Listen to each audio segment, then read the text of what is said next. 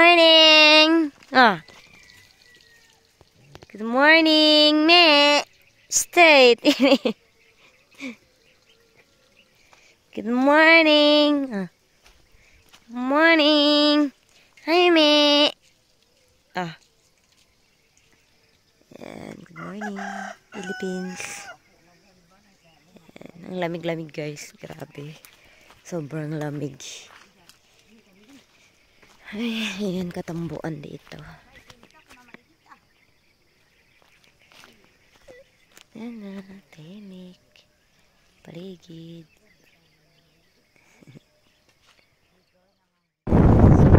Natin sila taga-araro.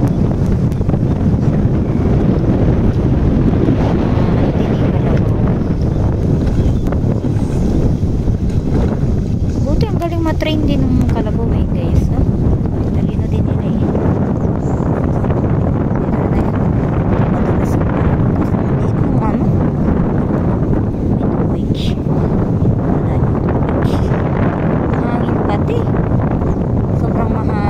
Nakakahilo yung tubig ko.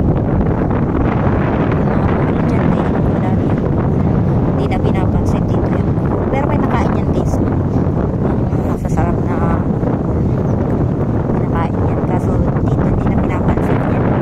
Sawag na din sila. Tapos yun sa lawag may mga tilapia, dalag. Kaso wala yung dito sumama. Kaya sumama busy. So yun po.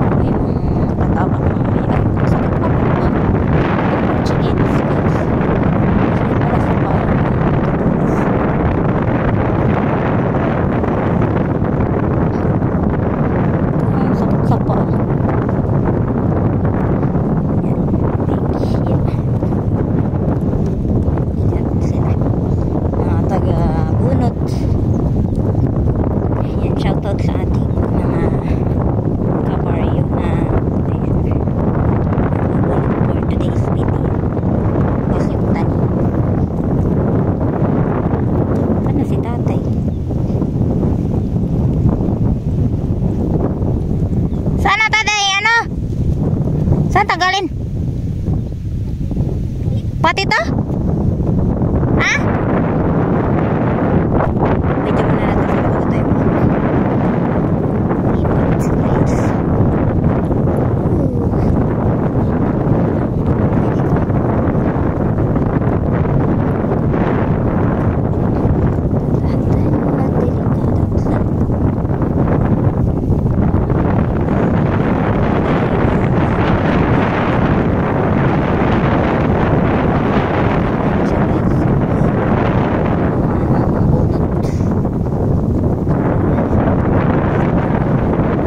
Ganda na, ano?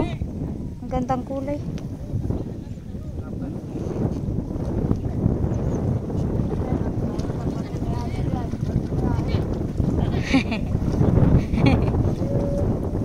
Ayan nga. Isa pa.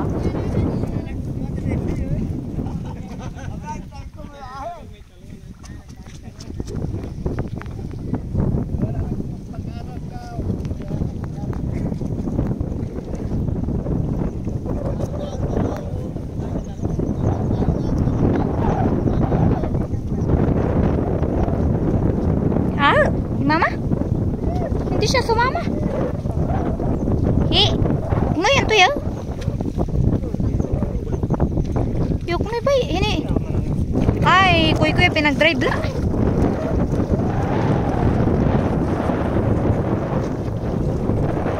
So, ano tayo?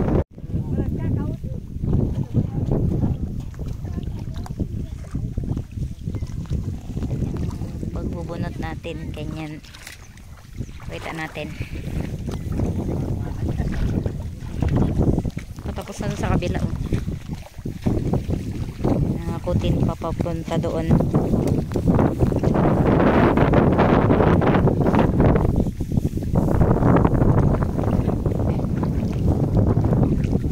Tumagay ko ba na? Ito video ba ito? Ito video. Ay ganda oh. Green na green kasi.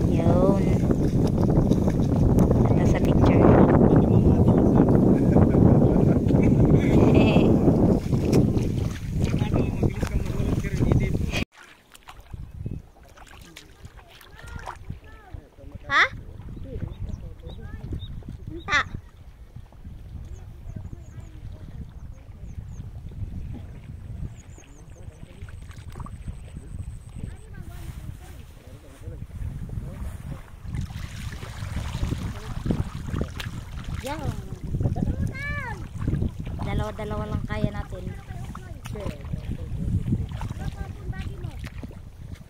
Mamala, buka pag kano ka uknoy. Ang kanis na ka. Yeah.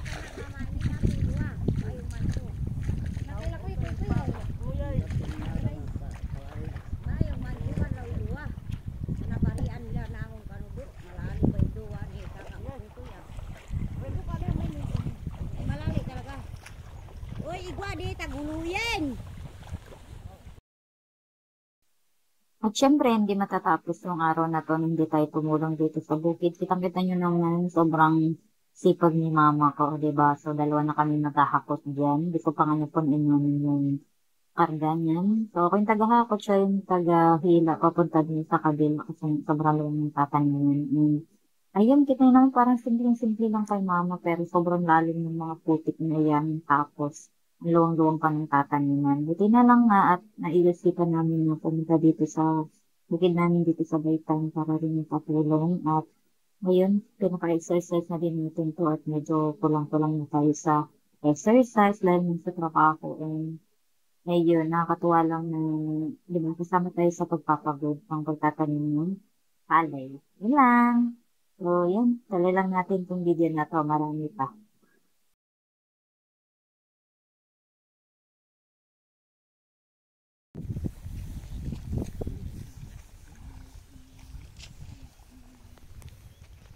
Si Mother Earth doon na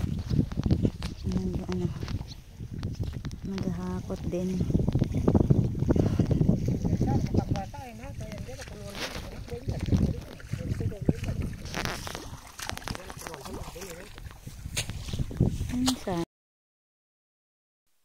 At alam niyo ba, ang isa sa maganda dito sa amin sa Baytan kapag nagpapatanim ay masaya kasi nga yung mga taga rito is mga kakilala din yung kinukuha namin na magbunot at pagtanim. Tapos habang nagbubunot, talaga mawiwili ko din naman mawawala yung pagod mo dahil masaya sila. As in, yung trabaho nila eh parang ano lang ba, parang naglalaro lang kasi may kasamang kwentuhan kasi marami ka rin mga mapupulot ng aral, marami ka rin pag di maririnig na as in natutuwa ka talaga. Di ba may mga kasamang joke pa yan, hindi talaga nawawala yung ganyan. Kaya nakakatawa na sila yung talagang natin kinukuha kapag nagpapatanim tayo. Tapos kung siya yung mabibilis yung trabaho. Tapos silang, kita nyo naman, di ba? Parang malalang, di ba?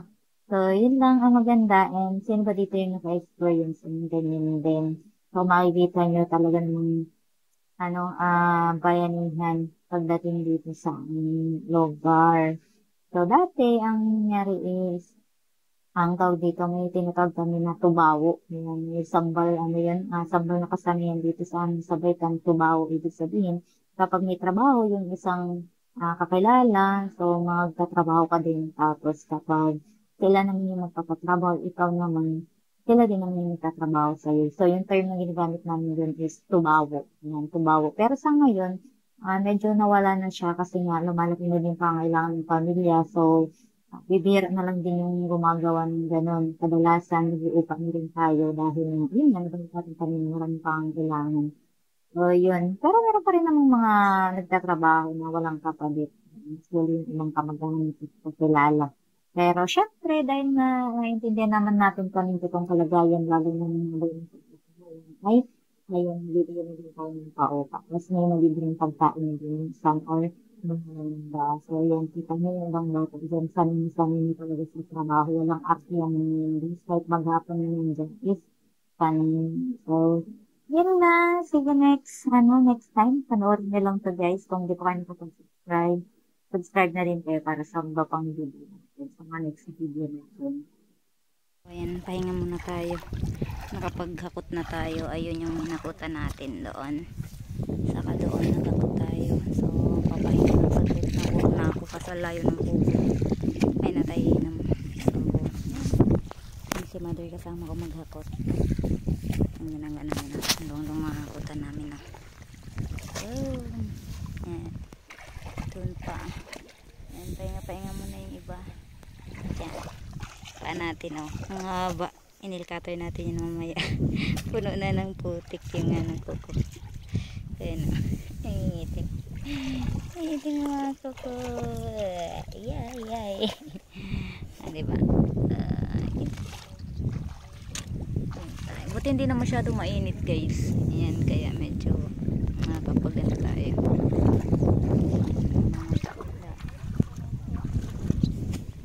Iba doon. Nag-aararo pa.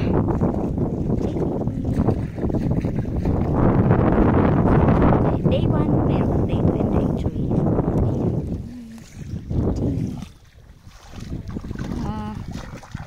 Ma-picture kita ma. Igan mo. Nakikita, igan mo yung sombrero mo ganyan. Yan.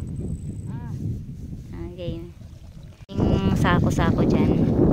Tunnel bag daw namin dyan. Yung malaking sako na ginawang ganyan siya. Para madami yung makarga. Tapos hihilahin namin papunta doon sa malalayo. Para yung magtatanim bukas is hindi na kailangan manguha ng punla dito. So may mga nakaabang na punla na doon sa mga area. So ganun siya guys. So ang ganda ng view natin, nakaka-relax. Tapos ang ganda ng hangin, ang ganda yung view, walang signal, walang istorbo. So makakapagtrabaho talaga tayo ng maayos dito. So yun lang, tara. Ulit tayo, hila ulit tayo. Bye!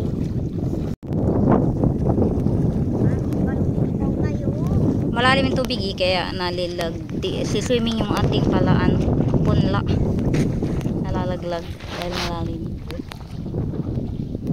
Ibon guys, nag-aabang din sila sa mga bunutan.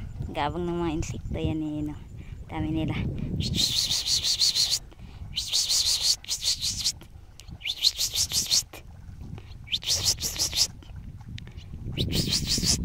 Aga dito.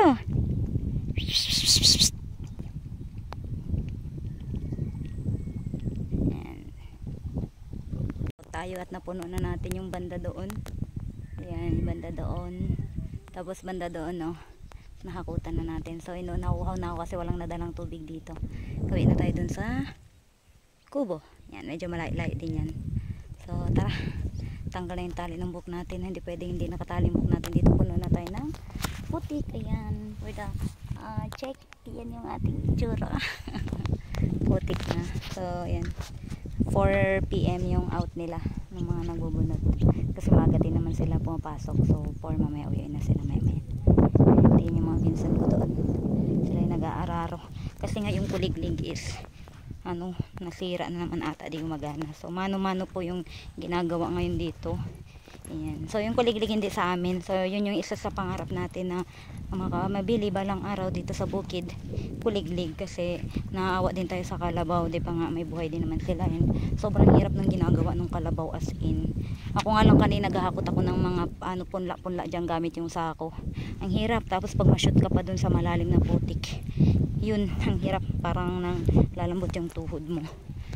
So ayun yung pangarap natin, at least diba, pag makina, ayun, basta may gas, tatakbo na. So yun, alaga na lang para hindi masira. So yung kalabaw kasi pag napagod, diba, nakakaawa. So yun yung mga kalabaw ng manong araro, tapos may nagpapala din, tapos may pag dun huyod, yung tawag namin doon, nagtatanggal ng para mapino yung putik. So ito, aararuhin pa itong part na to na pinupuntan. So madami pa guys. So kaya nagpapasalamat tayo dun sa mga tao na ginagamit para makahiram tayo ng pampuhunan para dito sa bukid, kasi nga hindi natin kayang i-support sa ganito kaluwang na bukid. So for your info, itong bukid na to is mano-mano po itong binungkal ni tatay. So dating lawa to, tapos nung natutuyo-tuyo na yung lawa, yan, pinagpasensyahan lahat ng nakikita nyo dyan, yung tawiran na yan, lahat yan. So mano-mano pong ginawa ni tatay ito na pinala-pala lang. So kaya sobrang na-appreciate natin yung parents natin kasi sobrang sipag nila. So sa mga kumakain, tingnan nyo naman kung gaano kahirap po pinagdadaanan ng mga bigas natin bago natin kainin. Sobrang hirap, promise. So hindi ka magbubukid, hindi ka makaka-relate, pero kung nagbubukid kayo, makaka-relate talaga kayo sa hirap ng kung paano maging isang bigas yung ating mga kinakain. Kaya ayan, kumain tayo ng naaayon, huwag tayo natin sayangin yung mga kanin na kinakain natin dahil sobrang hirap ng pinagdadaanan ng ating mga magsasaka. So personally, kahit ako nararanasan ko, kaya yun lang. So God bless everyone. Ayan, until next video, may day 2 pa tayo, abangan nyo. So magkape na tayo, tara, let's go. ating mga kalabaw, napapagod na sila. Kaway-kaway ah. Ayan, papahinga din yung ating mga nag-aararo dyan. Saka yung mga kalabaw, ayan, magpapahinga din. Ayan, pagod din sila.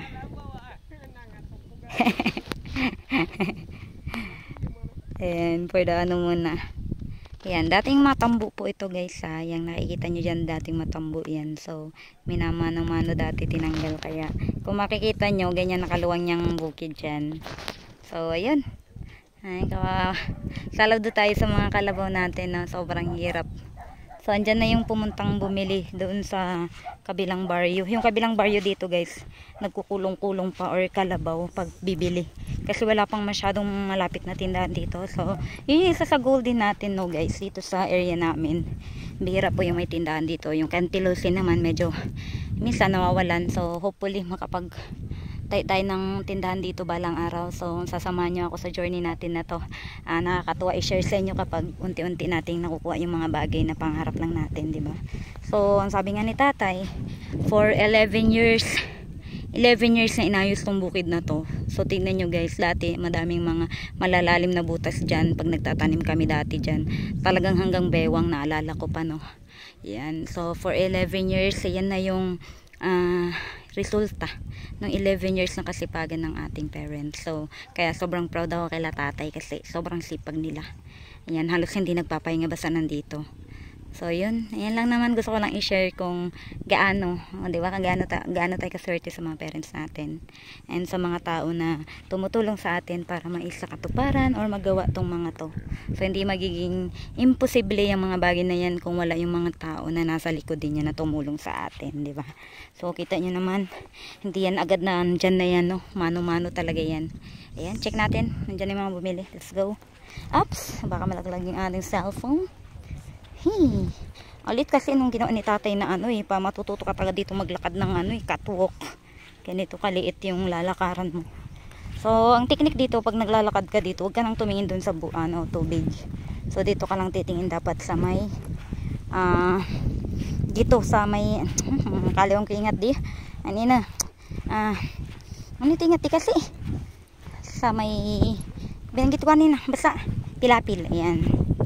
Yung ating pilapil. May maraming kuhul. Ayan ang mga kuhul natin. Ayan. So, minsan pag maraming kasama, namumulot kami niya niluluto adobo or binagis ka. So, wala tayong kasama mamulot ngayon. Nahayaan lang yung mga kuhul dyan, guys. So, yun yung kubo. Ay, sapa na.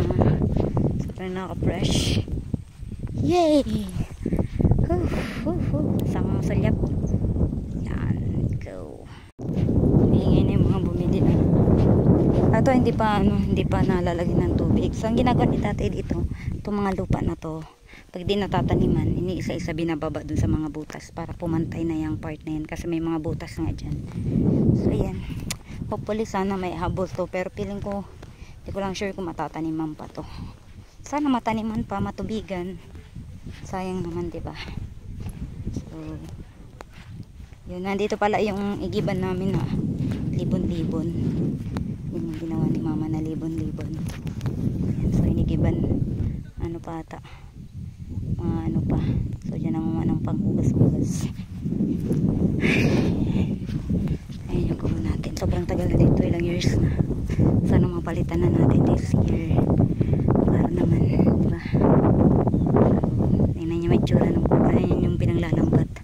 Kaso walang tagalambat ngayon. Kaya, yan.